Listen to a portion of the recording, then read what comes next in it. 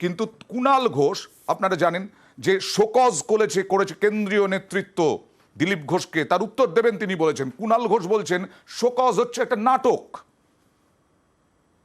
বিজেপির অরুণ সিং এর সাইন করা একটা চিঠি নাকি ঘুরে বেড়াচ্ছে যে দিলীপ ঘোষকে শোকজ করা হয়েছে।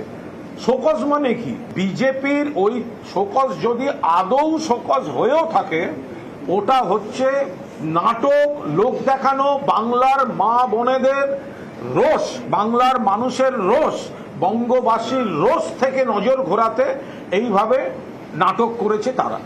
দিলীপ ঘোষ বারবার সরাসরি কথা বলেন, কোনো কথার রাগঢাক নেই দিলীপ ঘোষের। তো সেজন্য আজকে দুঃখ প্রকাশ করলেন। এই দুঃখ প্রকাশ করার পরেই আবার তিনি সোশ্যাল মিডিয়ায় একেবারে আক্রমণাত্মক। মুখ্যমন্ত্রী মমতা বন্দ্যোপাধ্যায় আর তৃণমূল পার্টির এখন মহিলা ভিকটিম কার্ড খেলা ছাড়া বাঁচার কোনো উপায় নেই। সাধারণ মানুষ আজ তাদের বিরুদ্ধে নেতারা জেলে ঢুকে যাচ্ছে। আমি শুধু সাধারণ মানুষের হয়ে প্রশ্ন তুলেছি, তারা ভয়ে বলতে পারেন না, তাদের হয়ে আমি বলেছি গরম, নরম নয়। শান্তনু সেনের সঙ্গে কথা বলেছিলাম, এর পরিপ্রেক্ষিতে কোনো অনুশোচনা নেই বললেন শান্তনু সেন। দেখুন, তার কথার মধ্যে দিয়ে তিনি যে অনুতপ্ত বা তার মধ্যে যে অনুশোচনা রয়েছে সেটা একবারও বহিঃপ্রকাশ হয়নি। আর তাকে যে শোকজ করার কথা বলা হয়েছে, বিভিন্ন বিজেপির নেতারাই আবার সোশ্যাল মিডিয়ায় দাবি করছে যে তাকে নাকি শোকজ করা হয়নি। দিলীপ বাবু তার সংস্কৃতি বজায় রেখেছেন এবং তিনি যে দলে বিরাজ করেন সেই দলের সংস্কৃতি তিনি বজায় রেখেছেন। এই দলটা আদ্যপ্রান্ত নারী বিদ্বেষী একটা রাজনৈতিক দল, এটা বাংলার মানুষ লক্ষ্য করছে, এটা দেশের মানুষও জানে। তাই আমি মনে করি দিলীপ বাবু তথা বিজেপির যে কোনো প্রার্থী যেখানেই দাঁড়িয়েছেন, আগামী নির্বাচনে একটি মহিলা ভোটও তারা পাবেন। আর তারপরেও থেমে থাকেননি তিনি, যে মহিলাদের ভিকটিম কার্ড, মহিলা ভিকটিম কার্ড খেলা ছাড়া বাঁচার কোনো উপায় নেই।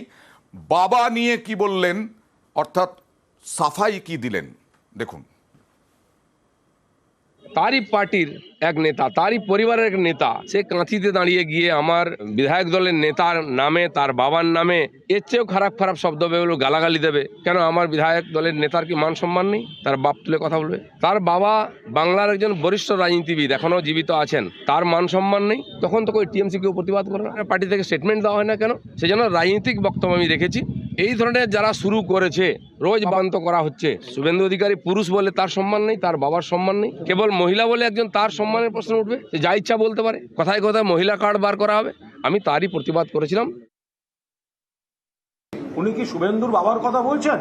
আমি আবার শুভেন্দুর বাবা তুলছি, শুভেন্দুর বাবা তুললাম, যা করার আছে করে নিন। কারণ শুভেন্দুর বাবা শুধু শুভেন্দুর বাবা নন, তিনি একজন রাজনৈতিক নেতা এবং এমন নেতা যিনি বিশ্বাসঘাতকতা করেছেন দলের সঙ্গে।